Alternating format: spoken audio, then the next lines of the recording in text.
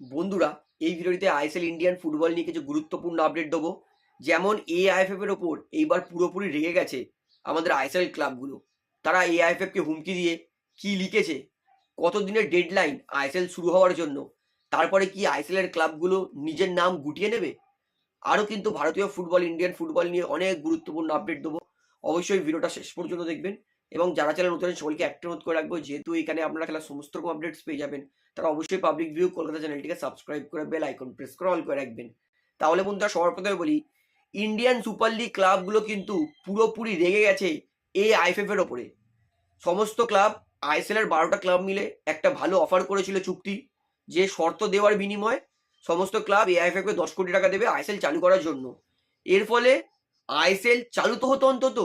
দেখুন, ভারতীয় ফুটবলের জন্য ভালো কি খারাপ এই মুহূর্তে আর দেখার টাইম নেই। এই মুহূর্তে টাইম হচ্ছে কিভাবে ভারতীয় ফুটবল প্লেয়ারদেরকে মাঠে খেলানো যাবে, কিভাবে ভারতীয় ফুটবলটা হবে, কিভাবে খেলোয়াড়রা অন্তত গেম টাইম পাবে, যেটা ভারতীয় ফুটবলের জন্য অনেক অনেক ইম্পর্টেন্ট। তো এই মুহূর্তে কে কি প্রফিট করবে, কে কি লস করবে, সেটা দেখার টাইম কি আছে? একদমই নেই। এআইএফএফ ইন্ডিয়ান ক্লাবগুলোর সেই সমস্ত ডিল রিজেক্ট করে দিয়েছে। আইএসএল এর ক্লাবগুলো এই মুহূর্তে পুরো পাকাপাকি চিঠি লিখে দিয়েছে এআইএফএফ কে, যে কবে আইএসএল চালু হবে, তার লং টার্ম রোড ম্যাপ কি আইএসএল ক্লাবগুলোকে জানান। রেভিনিউ কিভাবে হবে সেই সমস্ত ক্লাবগুলোর, সেটা আইএসএল ক্লাবগুলোকে জানান। ব্রডকাস্ট কে করবে এবং প্রফিট কিভাবে শেয়ার হবে ক্লাবগুলোর মধ্যে, সমস্ত পুরো ডিটেলস নিয়ে আইএসএল ক্লাবগুলোকে জানাতে হবে। নয়তো কিন্তু এই বছরের মতো কিন্তু আইএসএল এর ক্লাবগুলো নিজের ঝাপ বন্ধ করে দিতে পারে। আমি আপনাদেরকে বলছি, আর হয়তো 15 দিনের ডেডলাইন আছে, তারপরে কিন্তু আস্তে আস্তে উড়িষ্যার মতো অন্যান্য ক্লাবগুলো নিজের ঝাপ বন্ধ করে দেবে। এবং সব থেকে বড় কথা, আইএসএল চালু হওয়ার জন্য কিন্তু সে আজ হবে কাল হবে করেই যাচ্ছে এআইএফএফ, কিন্তু কিছু স্টার্ট হচ্ছে না। অর্থাৎ আইএসএল এর ক্লাবগুলো পরিষ্কার এই মুহূর্তে এআইএফএফ এর উপর পুরোপুরি রেগে গেছে, কারণ আইএসএল শুরু হচ্ছে না বলে কিন্তু এক এক করে সমস্ত ক্লাব, মানে স্পন্সর গুলো ক্লাব থেকে নিজের নাম তুলে নিচ্ছে। স্পন্সর না থাকলে খেলোয়াড়দের পেমেন্ট কে করবে? তো এই জন্য কিন্তু এবারে লাস্ট, আমার মনে হচ্ছে 15 দিনের লাস্ট ডেডলাইন আছে। এর মধ্যেও যদি প্রপার সলিউশন না পায়, তাহলে কিন্তু আইএসএল এর এই সিজনের মতো পুরোপুরি ঝাপ বন্ধ হবে। আশা করি এটা ইম্পর্টেন্ট আপডেট, সবাইকে শেয়ার করে জানাবেন।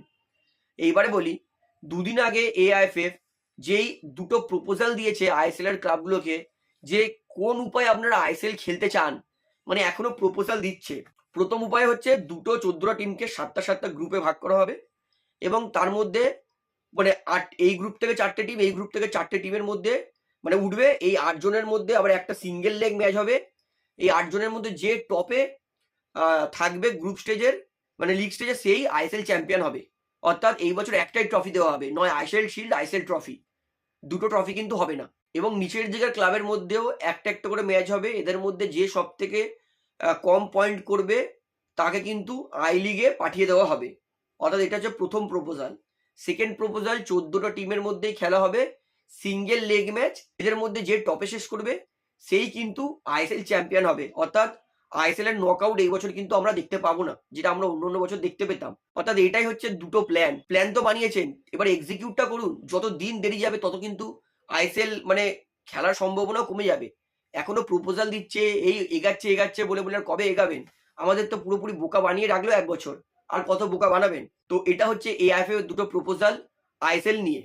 এইবারে বলি, কথায় আছে না যে অহংকার করা ভালো নয়। মুম্বাই সিটি এফসি ফ্যান্স পয়সার অহংকার দেখিয়েছিল আপুইয়াকে। যখন আপুইয়া মোহনবাগান ক্লাবে এসেছিল, তখন আপুইয়ার উদ্দেশ্যে নকল টাকা উড়িয়েছিল, যে নাও কত টাকা নেবে তুমি। সেই মুম্বাই সিটি এফসি ক্লাবে এই মুহূর্তে অবস্থা খারাপ হতে চলেছে। সিটি ফুটবল গ্রুপ, তাদের মেন স্পন্সর, সেই কিন্তু মুম্বাই সিটি এফসির সঙ্গে নিজের নাম বিচ্ছেদ করে নিতে চলেছে।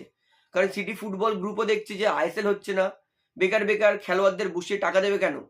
তাই জন্য সিটি ফুটবল গ্রুপ, যেহেতু আইএসএল হবে না, তাই মুম্বাইয়ের সঙ্গে নিজের চুক্তি বিচ্ছেদ করে নিতে চলেছে। প্রায় 90% কনফার্ম ধরুন যে চুক্তি বিচ্ছেদ হচ্ছেই। অর্থাৎ দেখুন, একসময় অহংকার করেছিল পয়সার, সেই অহংকার কিন্তু এই মুহূর্তে পুরোপুরি শেষ। সিটি ফুটবল গ্রুপ হাত তুলে নিলে কিন্তু মুম্বাই সিটি এফসির স্পন্সর জোগাড় করতেই কালঘাম ছুটে যাবে। তো এটাই বলছি যে অহংকার করা কিন্তু কখনোই উচিত নয়। তো অবশ্যই কিন্তু এই বিষয়ে আপনার বক্তব্যটা কি আমাকে অবশ্যই কমেন্টে জানাবেন। এইবারে আপনাদেরকে এআইএফএফ এর কিছু কালো পর্দা ফাঁস করব। 15 বছরের চুক্তি হয়েছিল এআইএফএফ আর এফএসডিএল এর মধ্যে। 50 কোটি টাকা পার ইয়ার দেবে এফএসডিএল এআইএফএফ কে আইএসএল রাইটসের জন্য। তো 15 বছর 50 কোটি টাকা, 15 ইন্টু 50 75 750 কোটি টাকা, অর্থাৎ 15 বছরে 750 কোটি টাকা শুধুমাত্র প্রফিট করেছে এআইএফএফ।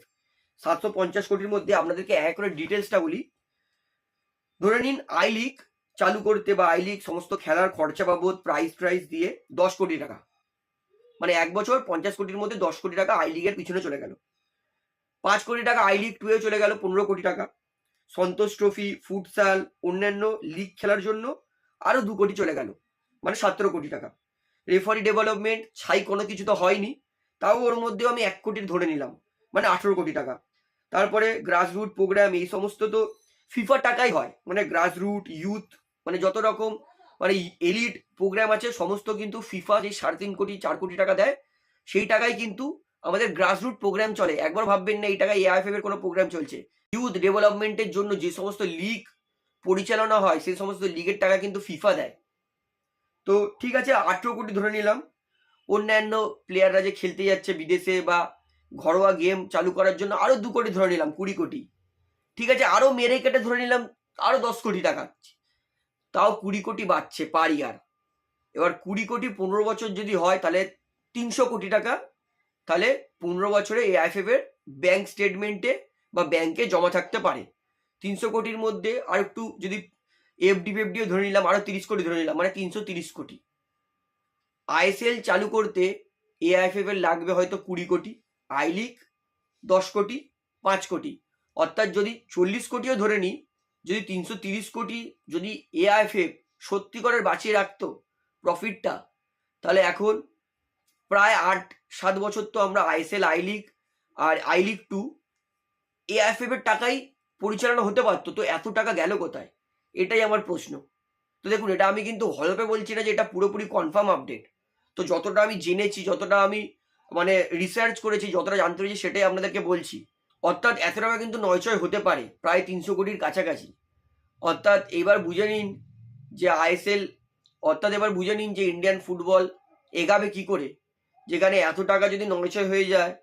তো এরপরে আর কিছু বলার আছে? তো যাই হোক, আমি একটাই কথা বলবো যে আমাদের এমন কোনো প্রেসিডেন্ট চাই না যে অলরেডি কাঙ্গাল। আমাদের ভালো প্রেসিডেন্ট চাই যার কাছে এত টাকা আছে নীতা আম্বানির মতো, যে পয়সার ইন্ডিয়ান ফুটবল থেকে ইনকাম করার কথা ভাববেই না। তো যাই হোক, এটাই আজকের আমার ফুটবলে এতটাই বলার ছিল। আশা করি সমস্তটা আপনারা বুঝতে পেরেছেন। তো ভিডিওটা এখানে শেষ করছি। আশা করি ভালো লাগলো। তো ভিডিওটি ভালো লাগলে অবশ্যই লাইক করুন, কমেন্ট করুন, শেয়ার করুন এবং চ্যানেল ধরে সকলকে অ্যাক্টিভেট করে রাখবো। যেহেতু এখানে আমরা খেলার সমস্ত রকম আপডেটস পেয়ে যাবেন, তারা অবশ্যই পাবলিক ভিউ কলকাতা এই চ্যানেলটিকে সাবস্ক্রাইব করে বেল আইকন প্রেস করে অল করে রাখবেন। ধন্যবাদ।